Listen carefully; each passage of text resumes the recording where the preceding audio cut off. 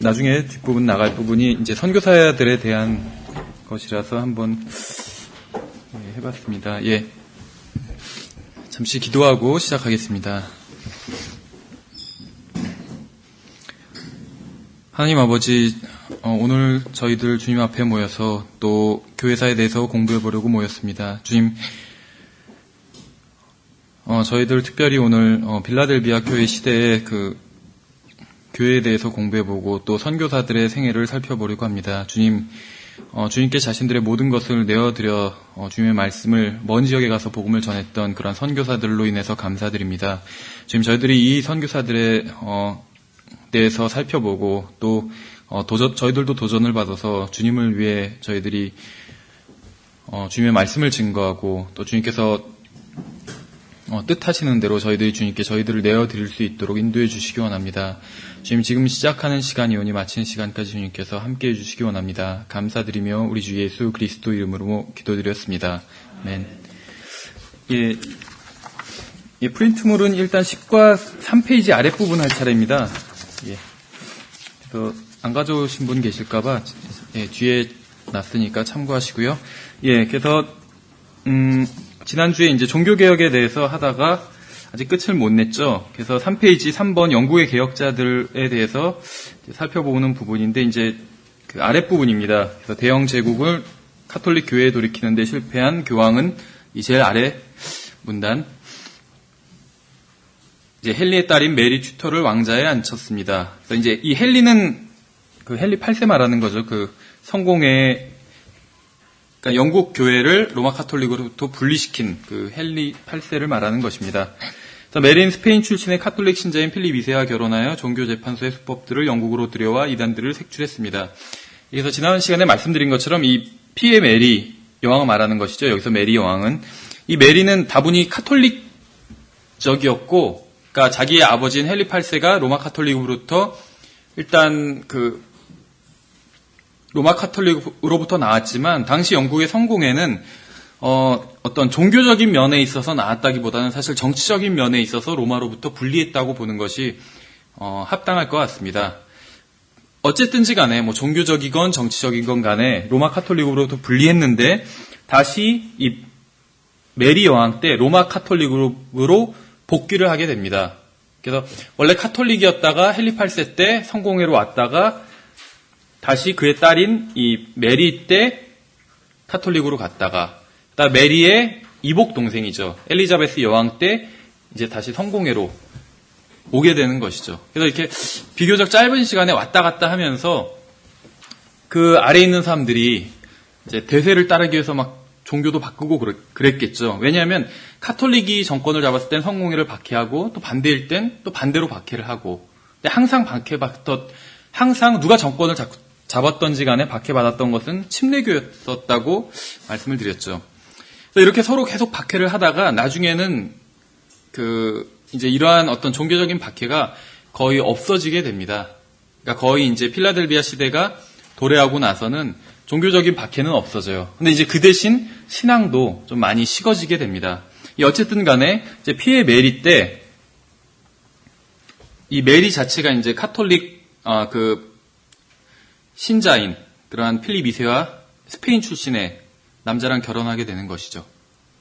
그러니까는 영국 사람들은 일반 시민들은 다 당연히 영국 사람들이죠. 근데 여왕이죠. 여왕과 이제 그의 남편이 다 스페인 계통의 사람들이 되는 것이에요. 그러니까 이 메리도 반은 영국 사람이지만 어머니는 스페인의 공주였잖아요. 캐서린이었죠. 이것이 단순히 어떤 국적만 이렇게 스페인 국적을 취득하는 것이 아니라 그 당시에 스페인은 그 로마 카톨릭이 어떻게 보면 가장 신실한, 로마 카톨릭을 신실하게 믿었던 국가였다고 볼 수가 있습니다. 그래서 영국이 스페인으로부터 로마 카톨릭으로부터 완전히 떨어져 나가는 게 어떻게 보면 거의 엘리자베스 여왕 때라고 볼 수가 있는데, 그때 이제 영국과 전쟁까지 하게 되는 것이죠, 스페인이. 예, 그래서 이 피에 메리 여왕 통치할 때 이제 영국에서 많은 순교자들이 나오게 됩니다. 그래서 앞에서 살펴봤던 것처럼 라티머, 크랜머, 리들리 이런 사람들 거의 대부분 이제 청교도 이런 사람들이 이제 화형을 당하게 되는 것이죠. 이 청교도는 한마디로 말하면은 성공회가 카톨릭으로부터 나왔는데 청교도는 또 성공회로부터 나온 사람들이라고 보시면 됩니다. 그래서 어떤 카톨릭의 잘못된 것들, 또 성공회의 잘못된 것들을 많이 개혁하긴 했지만 아직까지 이 청교도들은 또 그 카톨릭의 잘못된 잔재들을 많이 가지고 있었습니다. 가장 대표적인 것이 어떤 국가교회 체제와 다음에 어떤 유아 세례 이런 문제라고 볼 수가 있겠죠. 예, 그렇지만 이제 어떤 믿음으로 구원을 받는 것, 또 어떤 카톨릭이 이런 미사가 잘못되었다는 것, 이런 것들은 분명히 알고 있었죠. 그래서 이런 것들을 카톨릭의 미사를 거부함으로 말미암아 이제 화형을 당하게 됩니다. 예, 피에 메리어 왕이 이제 권좌에서 물러나고 나서 여기서 이제 한 해양 종족이 몰락했다 이렇게 말하고 있는데 스페인 말하는 것입니다. 스페인. 엘리자베스 여왕 때 완전히 이제 로마 카톨릭과 그 대립하게 되니까 아예 침공하게 되는 것이죠. 어떤 교황의 어떤 허락하에 침공을 하게 됩니다. 그래서 스페인에서 침공을 하게 되는데 바로 그 유명한 무적 함대 아르마다가 뜨게 되는 것이죠. 근데 이제 이때 사실 스페인의 그 아르마다 무적 함대는 굉장히 잘 갖춰진 군대였고 영국의 사실 해군은 굉장히 여기에 비하면은 거의 그 제대로 된 군대라고 보기도 어려울 정도의 그러한 군대였다고 합니다. 왜 그러냐면 이제 이 당시에 그러니까 엘리자베스 여왕 때 영국 해군을 이끌었던 사람이 드레이크라는 사람입니다. 그래서 우리나라에서 이순신 장군만큼은 아니겠지만 영국에서도 이제 꽤 인정받는 그러한 해군 제도였다고 하는데 이 드레이크 자체가 사실 해적이었거든요. 그러니까 해적한테 해군을 맡길 정도니까 아직 해군이 그렇게 강력했다고 볼 수는 없겠죠. 어쨌든지 간에 이제 드레이크가 이끄는 이 영국 해군과 스페인의 아르마다가 맞붙게 되는데 사실 이 태풍 때문에 거의 대부분이 몰살당하게 되죠. 아르마다 자체가. 그래서 스페인의 그 해군이 아예 패전하면서부터 그때부터 이제 스페인 자체가 완전히 힘을 잃게 되는 것이죠. 그 당시에 스페인은 지금의 미국과 같은 그러한 위치를 누리고 있었죠. 예, 그래서 완전히 이제 스페인 자체가 몰락하게 되고 이제 영국이 어떤 역사의 그러한 주인공으로 떠오르게 되는 것이죠. 잘 아시는 것처럼 바로 이때 이제 킹제임스 성경이 나오게 됩니다. 물론 이제 이 엘리자베스 여왕 때가 아니라 그 이후인 제임스 1세 때 어디서 보면 제임스 1세라고 그러고 어디서 보면 제임스 6세라고 그렇게 부르거든요. 근데 제임스 1세라고 하는 건 이제 영국 전체의 왕, 동일한 사람을 말하는 것인데 영국 전체의 왕을 의미할 때 제임스 1세라고 그러고 아마 원래 킹 제임스 왕이 그 스코틀랜드의 왕인가 그랬을 겁니다, 아마. 그래서 이제 거기서는 그 제임스 6세인가 그럴 겁니다. 그래서 이제 제임스 1세, 제임스 6세 이렇게 부르는 것이 같은 사람 의미한다고 보시면 됩니다. 예, 그래서 이때 이제 제임스 왕이 영국 전체 왕으로 등극하게 되면서 이제 등극함과 동시에 이제 킹 제임스 성경의 번역이 시작되게 되는 것이죠. 그래서 이제 필라델비아 교회 시대가 본격적으로 열리게 됩니다. 그래서 필라델비아 교회 시대는 우리가 이제 크게는 그냥 1500년부터 1900년이라고 하는데 이제 더 디테일하게 나누시는 분은 킹 제임스 성경의 번역 시작 아니면 킹 제임스 성경의 출간 그래서 1611년이나 아니면 1604년에 시작됐잖아요. 번역이 킹 제임스 성경의 번역이 1604년부터 RV가 나올 때까지 1881년 아니면 미국에서 이제 ASV가 나올 때까지 1901년 이때까지가 이제 필라델비아 교회 시대라고 보시면 됩니다. 예, 그래서 필라델비아 교회 시대는 이제 열린 문이 있었던 교회였죠. 바로 정반대의 교회가 라오디게아 교회라고 볼 수가 있겠죠. 라오디게아 교회는 필라델비아 교회는 열린 문이었는데 라오디게아 교회는 닫힌 문이었잖아요. 그래서 심지어는 주님께서 밖에 계실 정도로 문을 완전히 닫아버린 그러한 교회였었죠. 근데 필라델비아 교회는 열린 문이었기 때문에 이제 그 안으로 많은 사람들이 들어갈 수 있게 되는 것이죠. 그래서 수많은 사람들이 이제 구원을 받게 되는 것입니다. 예, 그래서 사도행전 1장 8절과 아마 지상 그 명령에 대한 구절이겠죠. 그다음에 고린도서 5장 20절, 또 그리스도의 대사에 대한 그런 구절일 겁니다. 예, 그래서 복음을 증거하라는 그런 주님의 말씀에 순종해서 그렇게 그러한 사명을 감당하게 되는 것이죠. 예, 그래서 주님께서 이 부흥 역사에서 필요로 했던 것은 주님께서 쓰시고 보존하신 성경과 일치하는 성경이었다. 그러니까 주님께서 쓰신 성경은 원본을 말하는 것이겠죠. 또 보존하신 성경, 이건 뭐 킹제임스 성경도 해당되겠지만 어떤 필사본들, 다수 필사본들 말하는 것이겠죠. 그리고 그것과 일치하는 성경이 바로 킹제임스 성경인 것이겠죠. 20세기 배교한 근본주의자들보다 훨씬 더 성경을 잘 알고 있는 사탄은, 어떤 면에 있어서 사탄은 뭐 배교한 근본주의자들 뿐만 아니라 성경대로 믿는 사람보다도 훨씬 더 어떤 면에 있어서는 잘 알고 있겠죠, 성경을. 다만 차이가 있다면 믿지 않는 게 있겠죠. 그리스도인들은 뭐다 그런 건 아니지만 하나님의 말씀을 믿지만 마귀는 하나님의 말씀을 알긴 알지만 믿지 않는 부분도 있잖아요. 그래서 하나님께 대적한 것이겠죠. 어쨌든 하나님께서 주신 이 책을 없애버릴 준비를 이미 해왔습니다. 퓨리탄들의 청원에 대해 영국 성공회가 아닌, 이런 말을 왜 지금, 이게 지금 러크만 형제님 그 교회사를 요약한 부분인데 왜 이런 말을 하고 있냐면, 킹제임스 성경을 영국 성공회에서 만들었다, 성공해서 번역한 거다, 이런 식으로 잘못 알려진 그런 부분이 좀 있습니다. 그러니까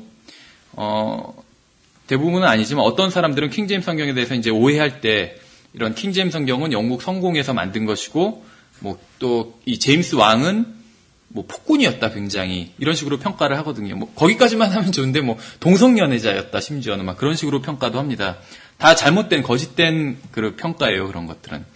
예, 그래서 그 킹제임스 성경 자체가 처음 나올 때 성공의 청원이 아니라 그 퓨리탄들, 청교도들의 청원이었던 것이죠.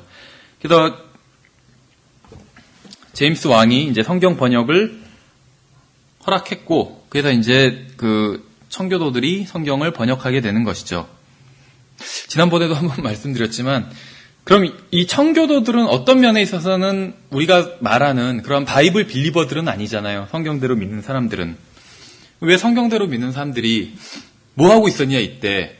성경 번역 안 하고. 왜 청교도들이 성경을 번역하게 놔뒀냐 했는데, 어떤 면에 있어서는 그 청교도들은 말씀드린 것처럼 성공회에서 나온 사람들이거든요.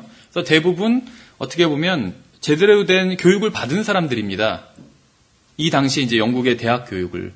그러니까 옥스포드나 캠브리지 이런 영국에서 소위 말하는 인류 대학이란 이런 대학들은 성공의 신자들만 다닐 수가 있었어요, 과거에는. 그런데 성경대로 믿는 사람들은 당연히 성공의 신자가 아니었겠죠. 그래서 어떤 면에 있어서는 제대로 된 교육을 받을 수는 없었습니다. 그래서 성경 번역에 있어서는 좀 어려움이 있지 않았을까 하는 제 추측이고, 그거보다 더 중요한 이유는 아마도, 이것도 추측이지만 아마도 순교하느라 성경 번역할 여력이 없었겠죠. 실제적으로 믿음을 증거하고, 또 그래서 그 방금 말씀드린 것처럼 어떤 로마 카톨릭이 영국에서 정권을 잡았을 때나 아니면 성공회가 잡았을 때나 성경대로 믿는 사람들은 다 박해를 받았거든요. 누가 정권을 잡느냐에 상관없이. 그래서 아마 순교하느라 바빠서 성경 번역을 할 여력이 없었다고 보는 것이 올바른 추측이 아닌가, 이렇게 생각을 한번 해봅니다. 예, 그래서 어쨌든지 간에 그 킹제임스 성경은 퓨리탄들에 의해서 성경이 번역된 것이죠. 다만 이 사람들이 퓨리탄들이 번역을 했지만 자신들이 어떤 성경을, 킹제임스 성경 안에 자신들의 어떤 교리나 이런 것들을 넣지는 않았다는 것이에요. 가장 대표적인 것이 이 퓨리탄들은 유아 세례를 주는 사람들이라고 말씀을 드렸잖아요. 그런데 어떤 그 침례에 있어서 베프티즘이라고, 스프링클이 아니라 올바로 번역을 했다는 것이죠. 그래서 성경을 번역할 때 어떤 해석을 넣은 것이 아니라 번역 자체를 신실하게 했다는 것을 알 수가 있습니다. 예, 그래서 이 책의 출간을 막으려고 이제 교황의 추종자들이 시도를 한 것이 역사적으로 실제로 있었습니다. 그래서 보시는 것처럼 1605년 킹제임스 성경의 번역자들이 작업을 시작하자마자 폭발물이 장착이 되었습니다. 그 음모는 발각되었고 하은 의사당 건물 지하에서 36배럴의 폭약이 수거되었습니다. 그곳에서는 의회가 10일 후에 열리기로 되어 있었습니다. 카톨릭 암살자들은 체포되어 처형되었습니다. 그래서 아마 이게 그 일반 역사, 그러니까 영국 역사 책에도 나올 겁니다, 이것이.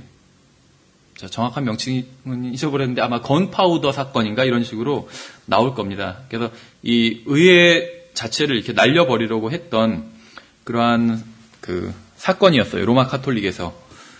그러니까 이것이 다른 정치적인 이유도 있었겠지만 어떤 신앙적인 관점에서 보자면 성경 번역을 막기 위한 것이라고 볼 수도 있겠죠.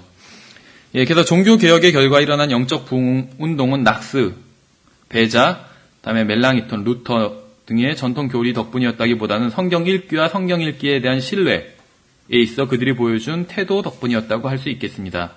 예, 그러니까 성경 읽기가 가능했던 것은 아시는 것처럼 그렇게 그 인쇄술이 발명되었기 때문에 성경 읽기가 가능했겠죠. 그리고 성경을 단순히 읽은 것이 아니라 그 성경을 자기가 읽은 성경에 대한 또 자기가 대하는 그 성경에 대한 그 태도, 이것이 중요했던 것이죠. 처음에 말씀드린 것처럼 어떤 사람이 성경대로 믿는 사람인가 아닌가, 이것은 그 사람이 어떤 믿는 교리들이 세세하게 어떤 성경대로 믿는 사람들은 이러한 교리를 믿는다 해가지고 그런 교리 리스트가 있어서 거기에 맞으면 그 사람이 성경대로 믿는 사람이고 맞지 않으면 성경대로 믿는 사람이 아니고, 이것이 아니라고 말씀을 드렸죠. 그럼 무엇이냐 하면 어떤 사람이 성경대로 믿는 사람이냐 아니냐는 그 사람이 성경을 대하는 태도로 결정이 된다, 이렇게 볼 수가 있다는 것이요. 그래서 우리 교회에서 또 어떤 믿고 가르치는 그러한 교리들이 있죠. 이것과 정확히 일치하지 않아도 어떤 사람이 성경을 하나님의 말씀으로 대한다면 그 사람은 성경대로 믿는 사람이라고 볼 수가 있다는 겁니다. 그러니까 지금 킹제임스 성경을 번역한 이 청교도들 중에 성경대로 믿는 사람이 그런 의미에선 있었다는 것이에요. 비록 유아 세례를 믿고, 마틴 루터 같은 경우에도 유아 세례를 믿고 어떤 교회 국가 제도를 지지했지만 그럼에도 불구하고 마틴 루터는 성경대로 믿는 사람이었다, 이렇게 평가할 수 있다는 것입니다. 예전에 있던 신학원에선 이런 부분에 있어서 약간 좀 논쟁을 했었어요. 그러니까 이 부분을 이제 어떤 그 성경에 대한 태도가 그 사람이 성경대로 믿는 사람인가 아닌가 이걸 결정한다, 이렇게 결론을 내리면 제가 생각할 땐 제대로 된 결론이 나오는데, 거기선 그런 것이 아니라 어떤 교리적인 기준을 세워놓고 이 기준을 벗어나면 그 사람은 성경대로 믿는 사람이 아니다, 이런 식으로 생각을 했습니다. 그러니까 결국 그러다 보니까 웨슬리가 성경대로 믿는 사람이냐 아니냐, 거기에 있어서 막 의견이 분분했어요. 왜냐하면 웨슬리는 대부분에 있어서 건전하긴 하지만 한 번 구원받은 사람이 구원을 잃을 수 있다고 가르쳤거든요. 그 사람이 어떤 성결한 삶을 유지하지 않는다면. 그러니까 어떤 복음과 성결에 대해서 강조했잖아요, 웨슬리는. 성경에서는 한 번 구원받은 사람이 구원을 잃어버리지 않잖아요. 그리스도인 신약 교회 이 시대에 있어서는. 근데 웨슬리는 구원을 잃어버릴 수 있다고 가르쳤다는 것이죠. 그러면 성경에서 말씀하시는 어떤 진리, 교리와 배치되는 것을 가르치는 것이잖아요. 그렇기 때문에 웨슬리는 성경대로 믿는 사람이 아니지 않냐, 이렇게 주장하는 형제들도 있었어요. 근데 나중에 이제 지나고 가만히 이제 성경을 계속 공부해 보니까 그것이 아니더라고요. 성경대로 믿는 사람은 성경에 대한 태도로 결정되는 것이지 어떤 그 사람이 믿는 어떤 디테일한 그 교리로 결정되는 것은 아니라는 것이죠. 예, 왜냐하면 교리는 자기가 아는, 교리라는 것이 어떤 특정한 가르침에 대한 어떤 진리인데, 이것은 자기가 아는 만큼 다를 수 있잖아요. 그렇죠. 성경을 많이 아는 사람은 그 사람이 믿는 교리들이 더 많을 수 있고, 성경을 아직 구원받은 지 얼마 되지 않아가지고 성경을 잘 모르는 사람은 더 믿고 있는 교리가 더 적을 수도 있잖아요. 그런 것으로 인해서 성경을 많이 아는 사람만 그러면 성경대로 믿는 사람이고, 구원받은 지 얼마 안 된 이 사람은 성경대로 믿는 사람이 아직 아니고, 이런 것은 아니라는 것이죠. 성경에 대한 자세가, 태도가 동일하다면 둘 다 동일하게 성경대로 믿는 사람이라고 평가할 수 있다는 것이죠. 예, 그 다음에 나오는 부분을 보시면은 그 개신교 분열의 역사에 대해서 이렇게 간략히 좀 서술해 놨습니다. 그래서 영국에서는 성공회 교도들이 성경을 읽고 나서는 고교회와 하교회로 분리되었고, 고교회가 이제 성공회고 하교회가 청교도들이라고 보시면 됩니다. 그다음에 이제 퓨리탄들, 청교도들 중에서는 일부는 계속해서 성경을 읽고 공부하다가 장로교회와 해준교회로 분열되었고, 장로교회, 해준교회가 어디서 나왔는지 알 수 있겠죠. 이 중 계속해서 성경을 공부하고 읽어가던 해준교회인들은 분리주의자들과 비분리주의자들로 분리되었고, 계속해서 성경을 읽어가던 분리주의자들은 브라운주의자들과 침례교도들로 분리되었습니다. 침례교회가 꼭 여기서 나왔다는 것은 아닙니다. 다분히, 그러니까 장로교회적인 그런 신앙생활을 하다가 성경을 계속 읽고 공부하면서 침례교회로 되는 경우들도 있었어요. 우리가 이제 이 선교사들에 대해서 살펴볼 텐데, 이 저드슨 경우 같은 경우가 대표적입니다. 아도니람 저드슨은 이제 선교사로 헌신을 했잖아요. 그럼 이제 뭐 파송 예배 같은 걸 하잖아요. 파송 될 때는 장로교 선교사로 파송이 됐는데 선교지 버마에 도착해서 침례교 선교사로 배에서 내려왔습니다.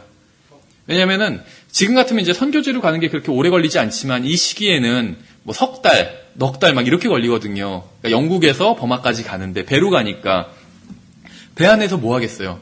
성경 공부하거든요. 그래서 배 안에서 성경 공부만 하다가 침례가 맞다는 것을 발견한 거예요. 저드슨 같은 경우에. 그래서 자기가 본국에 그것을 알리고 그 사실을 본국에서는 발칵 뒤집어졌겠죠. 자기들이 파송한 선교사인데 침례교 선교사가 돼버렸으니까.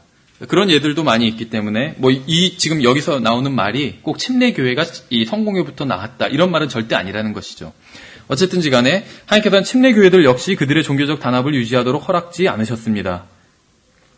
침례교도들은 일반 침례교와 특수 침례교로 나뉘었고 특수 침례교회는 후일 원시 침례교회와 보수 침례교회, 비타협 침례교회. 이것이 그냥 하는 얘기가 아니라 실제 그 교단 이름입니다. 비타협 침례교회. 대단하죠. 자유의지 침례회, 또 독립 침례회, 남침례회. 여기는 좀 익숙하죠, 우리가. 또 경계표지 침례회. 경계표지 침례회 이랬는데 이거는 그 랜드마크 베프티스트거든요. 지금 미국에 있어요. 이 사람들도 이 랜드마크 베프티스트의 제일 그 대표적인 분이 바로 그 미키 카터라는 분이잖아요. 킹제임스 성경을 믿는 분들이거든요. 그다음에 미국 침례회, 북침례회, 성경 침례회 등으로 나뉘었습니다.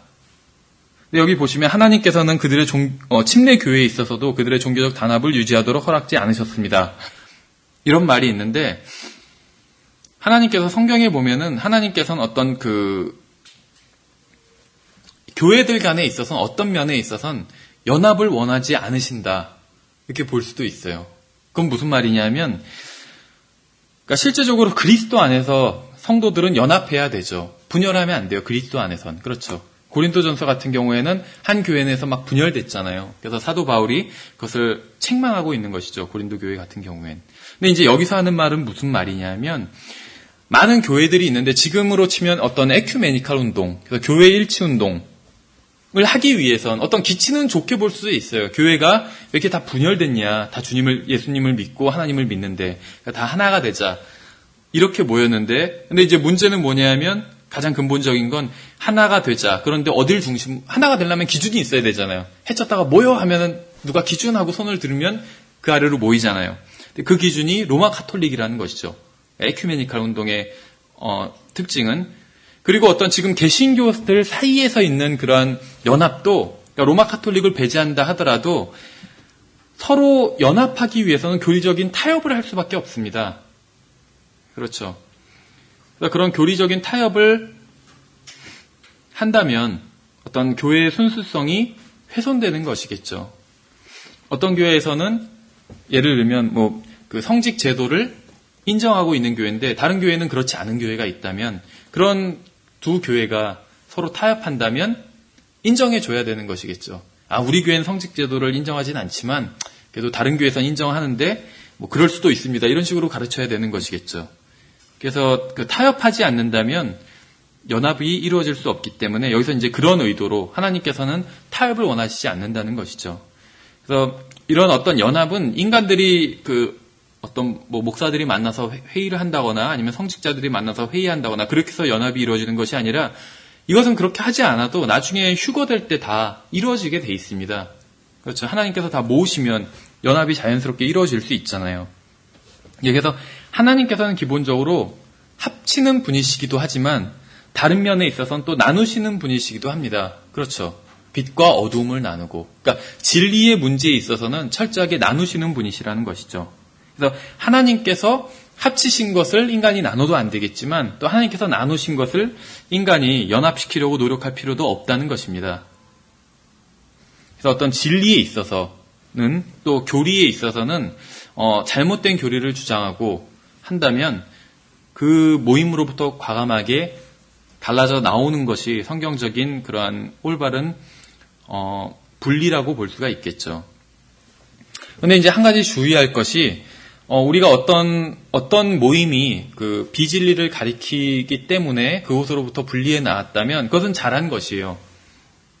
그 교회를 바로잡을 수가 없다면 이미 많은 사람들이 그 비진리에 동의하고 있다면 그 교회로부터 나오는 수밖에 없는 것이죠. 그래서 그건 잘하는 것인데 그렇다고 해서 어떤 사람들에 대해서 판단할 필요는 없는 것 같아요. 판단할 필요는 없는 것 같아요. 왜 이런 말씀을 드리냐면 단순히 어떤 교리가 그것이 비진리이기 때문에 그것을 성경적으로 비평하는 것까지는 바른 일인데 거기를 넘어서서 그 비진리를 옹호하는 사람들, 또 비진리를 따르고 있는 사람들을 인격적으로 비난하는 일들이 많이 있더라고요. 저도 과거에 그런 교회에 있었고 또 그런 일들도 했었는데 그것은 잘못된 것이란 것이죠. 그래서 중요한 것은 무엇이냐면 하나님께서 자기한테 시키신 일만 하면 돼요. 다른 사람은 신경 쓰지 말고. 그렇죠. 그 사람에 대해서 어떤 왈가왈부할 필요가 없이 어떤 그 사람이 동기까지 막 얘기하면서 그렇게 할 필요가 없다는 것이죠. 그 사람이 어떤 동기로 그런 일을 하는지는 알 수가 없잖아요. 그래서 그런 거는 내버려 두고 하나님께서 자기에게 시키신 일만 하면 된다는 것이죠. 성경에서도 비슷한 예가 있어요. 요한복음 마지막 부분인가요? 거기서 베드로가 묻잖아요. 요한에 대해서 이 제자는 어떻게 되겠냐고. 주님께서 뭐라고 말씀하시죠? 정확한 그 표현은 제가 기억이 안 나는데 그냥 그 제자는 내버려두고 너는 나를 따르라 그렇게 말씀하시잖아요. 그래서 어떤 다른 그리스도인의 일에 있어서 그 그리스도인들을 위해서 기도해주고 이런 것은 좋지만 함부로 판단하고 그런 것은 다분히 시간을 낭비하는 일이라는 것이죠. 그 사람들이 비진리를 따르고 있는 사람이라 할지라도 함부로 판단할 필요는 없다는 것입니다. 어차피 그리스도의 심판석에서 다 밝혀질 것이기 때문에 그래서 그 사람들이 주님을 따르든지 안 따르든지 거기에 대해서는 주님 말씀하신 것처럼 내버려두고 우리가 주님을 따르면 되는 것이죠. 예, 계속해서 보시면 종교개혁이 이루어낸 가장 중요한 업적은 로마 교회를 분열시켜 국가교회들로 만든 것도 아니요 또 성도들이 제사장 직분을 강조한 것도 아니고 그리스도의 대리자들, 교황들 말하는 것이죠. 이 얼마나 비열하고 악랄했는가를 지적하고 폭로한 것도 아니고 공공교육의 자본주의를 고무시킨 것도 아닙니다. 지금 얘기한 것들은 다 긍정적인 것입니다. 근데 이제 여기서 말하는 건 이것이 종교개혁의 어떤 대표적인 성과는 아니다. 이런 얘기입니다. 물론 이런 것들이 종교개혁의 성과이긴 하지만 종교개혁의 가장 중요한 성과는 아닙니다. 종교개혁의 가장 중요한 성과는 신약 지역교회들이 전 세계적으로 TR을 성경으로 사용하도록 만든 계기가 되었다는 것입니다. 바른 원문의 회복, 이것이 종교개혁의 가장 큰 성과라는 것입니다. 그래서 지난 시간에 말씀드린 것처럼 바른 원문이 회복됐다니까 그럼 그동안은 사용되지 않았냐? 이것은 아니라고 말씀을 드렸죠. 성경대로 믿는 그룹들, 그러나 어떤 그 기독교계 전체적으로 봤을 땐 성경대로 믿는 그 그룹들이 소수였기 때문에 바른 원문이 소수에서만 사용이 되다가 이제는 로마 카톨릭으로부터 떨어져 나온 많은 그러한 교회들이 바른 성경을 보게 되었다는 것입니다. 그래서 이제 바른 원문이 어떤 그 기독교계 전체적으로 봤을 때도 바른 원문이 회복되었다는 것입니다. 예, 인쇄술의 등장과 더불어 진리는 거짓 교리와 마찬가지로 보급될 수 있게 되었습니다. 그 이전에는 공식적인 어떤 기독교계의 어떤 공식적인 교회의 위치를 로마 카톨릭이 차지하고 있었잖아요. 그래서 어떤 거짓 교리가 어떤 그 공식적으로 보급되었고 어떤 진리는 보급되는데 한계가 있었죠. 왜냐하면 참된 교회들은 다 지하에 숨어 들어가 있었기 때문에 아니면 골짜기에 숨어 들어가 있었기 때문에 진리를 보급하는 데는 한계가 있었다는 것이죠. 이제 언론은 더 이상 지역교회의 대적들의 전유물이 될 수는 없었습니다. 하지만 어떤 진리만 전파되는 것은 아니죠. 오늘날에도 마찬가지. 오늘날에는 어떻게 보면 다시 이 퍼가모시 교회 시대로 돌아갔다고 볼 수가 있습니다. 그러니까 지금은 이제 라오디게아 교회 시대의 어떻게 보면 끝자락이잖아요. 라오디게아 교회 시대는 다시 퍼가모 교회 시대로 돌아간 시대라고 보시면 돼요. 그래서 지금은 인쇄물을 통해서 또 어떤 언론 매체를 통해서 진리보다 오히려 거짓이 더 많이 전파되고 있는 시대인 것이죠. 예, 이 당시까지의 신약의 지역 모임에 관해 역사가들이 접할 수 있었던 모든 자료들은 신약교회의 대적들에 의해서 쓰여진 것들이었습니다. 그래서 보시면은 빌라델비아 교회 시대에 대해서 이제 공부를 해보면 우리가 다 살펴볼 수는 없지만은 교회사 책들을 보시면은 정말 신실하게 주님을 섬겼던 사람들이 굉장히 많이 있습니다. 선교사들도 많고 또 설교자들도 많고 그런 모임들도 많고 굉장히 많이 있어요. 물론 그 이전 시대에는 암흑 시대였기 때문에 그런 모임들이 상대적으로 굉장히 적었겠죠. 그런데 이전 시대에도 성경대로 믿었던 사람들이 분명히 있었잖아요. 그런데 그 사람들에 대한 기록이 많지는 않다는 것이죠. 지금 찾아보면. 바로 그 이유를 여기서 이제 설명해주고 있는 것이죠. 그 이전에는 어떤 언론이나 아니면 인쇄물이나 이런 것들에 있어서 성경대로 믿는 사람들이 제대로 사용할 수가 없었기 때문에 대부분 비진리를 전하는 로마 카톨릭에서 장악하고 있었기 때문에 어떤 성경대로 믿는 사람들의 기록이 거의 지금 찾아볼 수 없는 그러한 상태가 된 것이죠. 아니면 찾아봐도 다 왜곡된 상태로 그렇게 발견할 수가 있어요. 그러나 종교개혁과 더불어 이 사탄의 신부가 쓰던 성서는 전 세계적으로 내팽개쳐지고 말았습니다. 이 부패한 성서가 버려지자 암흑시대는 끝났고 참된 그리스도의 신부는 강렬하게 빛나기 시작했습니다. 이제는 더 이상 개똥벌레입니다. 별똥별의 빛을 보고 걸을 필요가 없게 되었습니다. 보름달이 떴기 때문입니다. 이제는 밤에 신문을 읽을 수 있을 만큼 밝게 된 것입니다. 그래서 이 종교개혁의 어떤 성과라는 것이죠. 그러니까 종교개혁이 어떻게 보면 절반의 성공이지만 그래도 성과를 분명히 우리가 또 찾아볼 수 있는 것이죠. 그래서 이제 필라델비아 교회 시대에 대한 말씀을 살펴보도록 하겠습니다. 이 필라델비아 교회 시대는 바로 이제 종교개혁으로 인해서 어떻게 보면 열리게 된 것이죠. 종교개혁의 그 가장 중요한 성과가 바른 원문의 회복이고 또 그 바른 원문, 또 바른 성경이 회복되면서 이제 필라델비아 교회 시대가 본격적으로 열리게 된 것이죠. 그래서 필라델비아 교회 시대의 원인을 바른 성경, 킹제임스 성경이라고 한다면 이 필라델비아 시대의 결과는 아마도 선교와 다음에 성경 연구, 또 말씀 증거, 어떤 설교, 그러니까 설교의 부흥 이런 것들을 들 수 있을 것 같습니다. 필라델비아라는 말 자체는 아시는 것처럼 형제 사랑이라는 뜻이죠. 그래서 대략적으로 1500년부터 1900년까지 이렇게 볼 수가 있고, 필라델비아 교회에 대한 말씀을 한번 살펴보도록 하겠습니다. 먼저 아시는 것처럼 이 필라델비아 교회는 주님으로부터 사랑을 받은 그러한 교회였죠. 근데 중요한 게 이제 어떤 이유로 주님으로부터 사랑을 받았는지 한번 그 비결을 살펴보는 것이겠죠.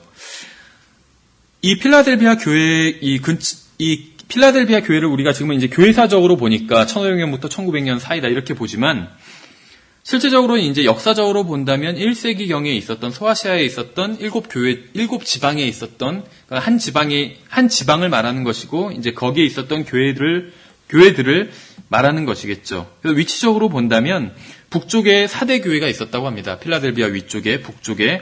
근데 그 4대 교회는 생명이 없는 교회라고 책망을 받았었죠. 또 필라델비아 교회의 아래쪽, 남쪽에 라오디게아 교회가 있었다고 합니다. 라오디게아 지방이겠죠. 이 교회는 이제 많은 문제로 인해서 주님께 책망을 받는 그러한 교회죠. 다음에 살펴볼 교회지만. 근데 그 사이에 있는 교회예요. 그러니까 위에는 생명이 없는 교회, 아래는 굉장히 꾸중을 많이 들었던 그러한 교회. 근데 그 사이에 있었던 교회인데 칭찬을 받은 교회라는 것이죠. 그래서 계속 우리가 교회에 대해서 살펴볼 때마다 드리는 말씀이지만 이것은 어떤 한 개인에 적용해 볼 수도 있는 것이거든요. 한 교회 내에도 주님께 꾸중을 듣는, 겉으로 보기엔 모르지만 나중에 그리스도의 심판석에 갔을 때, 아니면 지금 이제 주님께서 바라보실 때 주님께 꾸중을 들을 만한 사람도 있겠죠. 또 어떤 구원은 받긴 했지만 성령을 소멸하지 말라고 그랬는데 소멸해버려서 어떤 삶에 있어서는 그리스도인으로서의 어떤 생명력이 전혀 없는 그리스도인들도 또 있겠죠. 딴 사람 얘기가 아니라 우리들을 봐도. 근데 이제 그런 반면에 또 어떤 필라델비아 교회처럼 주님께로 칭찬을 듣는 그런 그리스도인들도 있겠죠. 이런 사람들이 다 혼재돼 있어요. 그 필라델비아 교회에 대한 말씀을 보시면 나라는 대명사를 이제 주님께서 사용하셔서 말씀하시는 부분을 보실 수가 있습니다. 그래서 내 말, 내 이름, 나의 인내의 말, 나의 새 이름 이런 것들을 말씀하시는데 또 이제 12절에서 4번이나 내 하나님이라는 말씀을 하세요. 그러니까 여기서 나라는 거는 이제 예수 그리스도를 말하는 것이죠. 그래서 이것을 통해서 필라델비아 교회가 주님의 것을, 그러니까 주님의 말씀, 주님의 이름, 주님의 인내의 말씀, 주님의 이름, 새 이름 이런 것들을 지키는데 충성을 다했다는 것을 알 수가 있겠죠. 여기서 이제 내 말이라고 했는데 이것을 만약에 역사적으로 이것을 바라본다면 아마도 이것은 킹제임스 성경을 말하는 것이라고 볼 수가 있겠죠. 필라델비아 교회 시대에 주님의 말씀을 지켰기 때문에 어떤 열린 문을 주님께서 주신 것이잖아요. 그래서 내 말이라는 것이 역사적으로 본다면 킹제임스 성경을 말하는 것이라고 볼 수가 있고, 이 열린 문 자체는 역사적으로 본다면 선교의 문이라고 또 이렇게 볼 수가 있겠죠. 예, 필라델비아 교회에 나타난 주님의 모습을 보면 거룩하고 진실한 분으로 주님께서는 자신을 계시하고 있습니다. 그래서 거룩은 악한 것들 가운데서 순결이고 진실은 오류 가운데서 참된 것. 그 다음에 열린 문을 보시면 필라델비아 교회가 적은 능력을 가지고 있었지만 주님의 말씀을 지키고 주님의 이름을 배반하지 아니한 결과 얻게 된 축복들을 볼 수가 있습니다. 그것은 이제 주님께서 그들 앞에 열린 문을 두셨다는 것이죠. 이것이 축복인 것이죠. 열린 문에 대해서 살펴보면, 물론 이것이 이제 역사적으로는 선교의 문이지만, 다른 한편으로 살펴본다면, 개인적으로 우리가 적용해 본다면, 더 많은 순종의 기회일 수 있다는 것이죠. 우리가 순종을, 주님의 말씀을 지켰잖아요, 필라델비아 교회는. 그래서 주님의 말씀을 지켰더니, 또 순종할 수 있는 길을 열어주셨다는 것이죠. 문을 열어주셨다는 것이에요. 그래서 우리가 하나님께 순종할 때 더 많은 또 순종의 기회가 주어진다는 것이죠. 여기서는 이제 어떤 성경에 나온, 구약 성경에 나온 예를 한번 들어본 것입니다. 역대하 34장에 보시면 요시아가 선대 왕들로 인해 더럽혀진 주님의 성전을 정결케 하였을 때 제사장 hilge와 율법책을 발견하게 되잖아요. 오랫동안 잊혀졌던 율법책을. 그래서 이로 인해서 다시 유월절을 지키게 되는 그런 부분이 기록되어 있습니다. 역대하 34장에. 그래서 우리가 하나님의 말씀을 순종할 때 한 단계 더 하나님께서 순종할 수 있는 길을 열어주신다는 것이죠. 또 에스라나 느헤미야의 경우에 봐도 마찬가지인데, 포로 생활에서 돌아온 소수의 이스라엘 백성들이 어려움을 무릅쓰고 느헤미야를 중심으로 성벽을 재건했을 때 그들이 에스라에게 율법책을 가져와서 읽기를 요청하게 되고, 이것을 통해서 또 율법책에 기록되어 있는 초막절을 지키게 되잖아요. 이스라엘 백성들이. 그래서 하나님을 올바로 섬기니까 그 다음에는 자기가 몰랐을 때는 하나님을 섬기지 못했던 그런 부분도 하나님께서 또 알려주셔서 더 바르게 하나님을 섬길 수 있는 그런 길이 계속 열리게 되었다는 것입니다. 그렇죠. 어떤 헌신에 있어서나 또 섬김에 있어서나 마찬가지인 것 같아요. 우리가 지금 하나님을 섬긴다고 섬기지만 하나님 보시기에 온전한 모습이 아닌 부분들도 분명히 많이 있을 거라는 것이죠. 그러나 그런 것에 대해서 걱정하기보다 내가 지금 아는 만큼 주님을 섬긴다면 주님께서 또 더 알려주실 거라는 것이죠. 어떤 부분이 주님 앞에서 부족한지. 그러니까 우리가 할 수 있는 만큼 주님께서 항상 인도해 주신다는 것입니다. 예, 그래서 우리는 이러한 사실로부터 이제 순종은 더 많은 순종의 기회를 얻게 된다는 그러한 사실을 알 수 있는 것이죠. 주님께서도 가진 자는 더 가지게 되고 또 없는 자는 그 있는 것마저도 빼앗기게 되리라고 말씀하셨잖아요. 근데 이것이 어떤 성경을 잘 모르는 사람들은 굉장히 잘못된 말씀이 아닌가 이렇게 의문을 제기하는 사람들도 있더라고요. 없는 사람한테 줘야지, 가진 사람 것을 좀 뺏어서 나눠줘야지. 그렇죠. 공산주의적 사고방식으로 본다면 많이 가진 사람 걸 뺏어서 없는 사람에게 줘야 되는데 오히려 주님께서 가진 자에게 더 많이 주시고 없는 자는 그 있는 것마저도 빼앗기게 되고, 굉장히 모순적인 얘기 같지만 어떻게 보면 실제적인 말씀이라는 것이죠. 하나님의 말씀을 사랑하는 사람일수록 더 사랑하게 되죠. 더 많이 읽게 되고, 우리가 옆에서 봐도 또 하나님의 말씀을 잘 모르는 사람일수록 더 안 읽게 되고, 죄를 지면 질수록 하나님의 말씀과 더 멀어지잖아요. 그렇죠. 그러니까 자기가 어떤 지키던 하나님의 말씀까지도 또 더 잃어버리게 될 수 있는 것이죠. 예, 어쨌든 간에, 그래서, 네 번째 보시면 주님을 기쁘시게 한 필라델비아 교회. 8절 말씀에서 보듯이 필라델비아 교회는 적은 능력을 가지고도 주님의 말씀을 지키고 주님의 이름을 배반하지 아니한 교회였죠. 우리 교회가 너무 작아서, 우리 모임이 너무 작아서 섬기기 어렵다고 생각하지 말라는 것입니다. 교회가 작을 때 우리가 주님을 더 의지할 수 있잖아요. 그래서 주님의 말씀을 지키는 것은 어떤 또 율법주의적인 것은 아니라는 것입니다. 여기서 이제 주님의 말씀을 지켰다고 했는데, 말씀을 지킨다는 것이 단순히 말씀을 알고 그 말씀에 대해 논의하는 데서 멈추지 않고 그 말씀에 순종하는 것임을 말하고 있는 것이죠. 다섯 번째 보시면 이제 나는 지역교회를 사랑하는가. 성경을 보시면은 에베소서 5장 25절에선 주님께서 교회를 사랑하셨다는 표현이 나옵니다. 교회를 사랑하셨다. 다음에 갈라디아서 2장 20절에서는 개인을 사랑하셨다는 말씀이 나옵니다. 한번 보실까요? 나를 사랑하사 그런 표현이 나오거든요. 그래서 주님께서 교회를 사랑하시고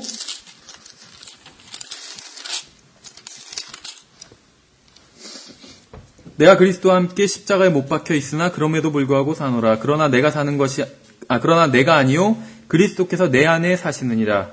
난 지금 내가 육체 안에서 사는 삶을 나를 사랑하사 나를 위해 자신을 주신 하나님의 아들을 믿음으로 사노라. 그러니까 주님께서 교회를 사랑하신다는 말씀이 있는 것처럼 또 교회 전체적으로 집합적으로 교회를 사랑하시는 것뿐만이 아니라 개인을 사랑하신다는 겁니다. 개인을. 또 주님께서는 요한복음 11장에 보시면 마리아와 마르다 또 나사로 한 가족을 사랑하시는 모습도 볼 수가 있습니다. 그래서 주님께서는 개인을 사랑하시고 가족을 사랑하시고 지역 교회를 사랑하시고 또 그리스도의 몸인 교회 전체를 사랑하신다는 것이에요.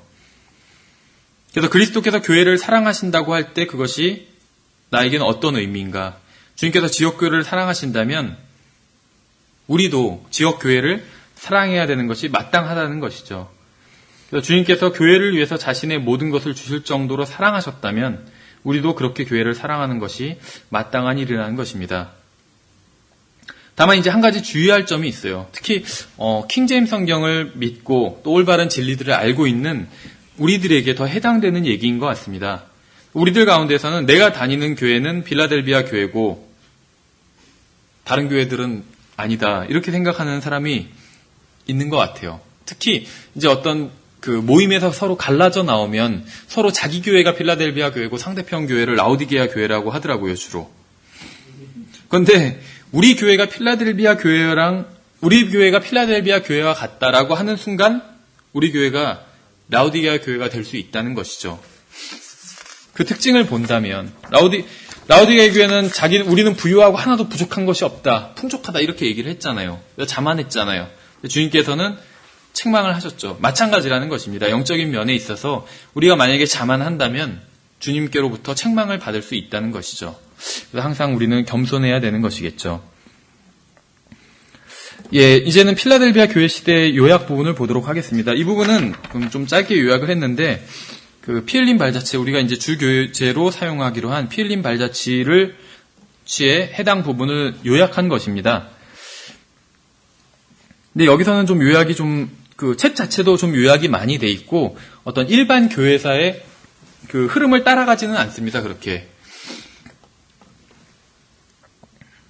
근데 이제 이 필라델비아 교회 시대 때 일반 이제 교회사 책들을 보시면 영적 대각성 운동이 있었고 이런 부분들이 나옵니다. 그래서 일반적으로 이제 영적 대각성 운동 이렇게 부르는데 1차, 2차 이렇게 나눠서 부릅니다. 그래서 이 교재에는 없는데 일반적으로 1차 영적 대각성 운동을 1720년부터 1760년까지라고 합니다. 그래서 대표적인 사람이 이제 조나단 에드워즈, 다음에 조지 휘필드 이런 사람들이 이제 인도를 했다 이렇게 보는 것이고, 특히 이제 조나단 에드워즈의 그런 그 유명한 설교가 있었죠. 그래서 그 설교로 많이 그 촉발된 측면이 있습니다. 영적 대각성 운동이. 조나단 에드워즈의 유명한 설교가 바로 이제 성난 하나님의 손 안에 떨어진 죄인들 이런 제목의 설교입니다. 그래서 설교의 80% 이상이 계속 우리들이 그러니까 모든 사람들은 하나님의 성난 굉장히 분노하신 하나님의 손 안에 떨어져 있는 상태다. 이런 내용의 설교예요. 근데 그래서 사람들은 다 하나님의 손 안에 있는데 하나님께서 매우 화가 나시는 상태다. 왜냐하면 사람들이 항상 죄를 짓고 있기 때문에. 근데 하나님의 그 손 아래는 무엇이 있냐면 지옥 불이 지금 불타고 있다. 그런 내용이에요. 근데 하나님께서는 지금은 손을 이렇게 하고 계신데 언젠가는 그 손바닥을 뒤집을 것이다. 이런 내용입니다. 80% 이상이. 그 이제 뒷부분에 가서 복음을 전하는 내용이에요. 근데 이 설교를 한 게 구원받지 않은 사람들, 그러니까 교회를 안 다니는 사람들을 대상으로 한 설교가 아니었어요. 교회를 다니는 사람들을 대상으로 한 설교입니다.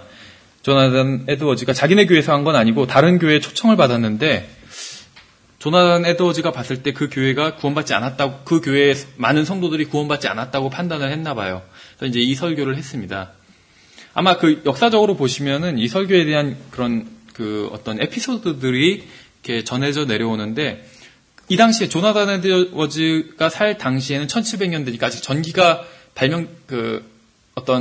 전구가 발명되기 전이었잖아요. 그래서 전기가 없었다는 것이죠. 불이 없고 촛불로 이렇게 밝히던 시대인데, 조나단 에드워즈가 한 손에는 초를 들고 한 손에는 이제 설교 원고를 들고 그냥 쭉 읽어 내려갔어요. 국어책 읽듯이.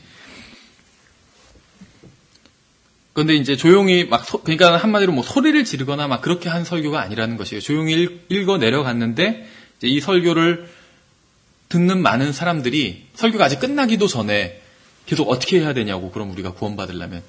교회 내에서 한 설교인데 그렇게 나왔다고 합니다. 그러니까 당시에 어떤 그 교회의 상황들이 굉장히 영적으로 죽어 있었던 상황, 또 그로 인해서 어떤 구원받지 않은 사람들이 많이 교회에 그런 회원으로 등록해서 다니고 있었던 상황이라고 알 수가 있겠죠. 전혀 하나님에 대해서는 알지만 예수 그리스도와 어떤 개인적인 만남이 없는 채로 교회만 다니던 사람들이 많았던 상황이라고 볼 수가 있겠죠. 그래서 조나단 에드워즈가 지옥에 대해서 이렇게 설교를 했을 때 많은 사람들이 찔림을 받고 구원을 받게 된 것이죠. 심지어는 그 교회의 담임 목사까지도 설교가 아직 안 끝냈는데 조나단 에드워즈 설교를 하고 있는 조나단 에드워즈 막 팔을 붙잡고, 그러면 어떻게 해야 되냐고 그렇게 물어봤다고 그래요. 그러면 어떻게 해야 되냐고.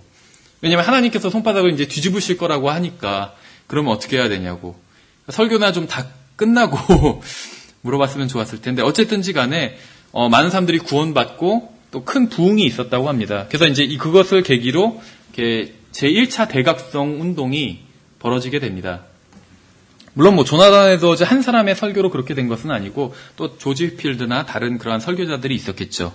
그 이제 2차 대각성 운동은 뭐 티모시 드와이트나 어떤 또 다른 설교자들이 있습니다. 그래서 1780년부터 1840년까지 있었다고 합니다.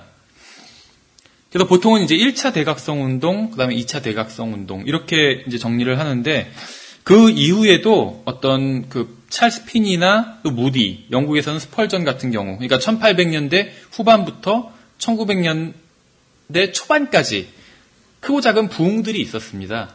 또 1900년대 이후에는 어떤 소위 이제 미국에서 근본주의가 태동하면서 어떤 그 말씀에 대한 관심, 하나님의 말씀에 대한 관심이 굉장히 뜨겁게 일게 됩니다. 그래서 어떤 사경회 같은 것들이 많이 열리게 되고, 특히 어떤 예언에 대해서, 그러니까 하나님의 말씀에 어떻게 공부해야 되는지에 대해서, 하나님의 말씀을 연구하는 것에 대해서 굉장히 큰 그러한 그 관심이 일어나게 됩니다.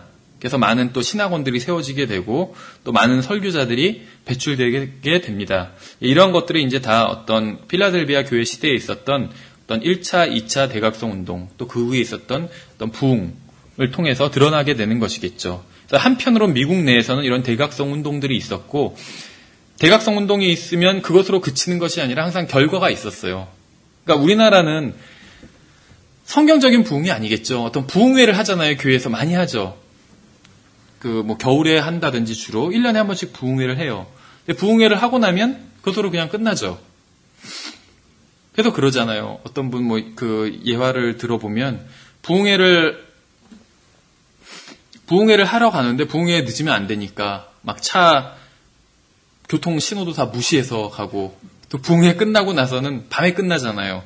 그러니까 또 막 무단횡단 해가지고 다 집에 돌아가고.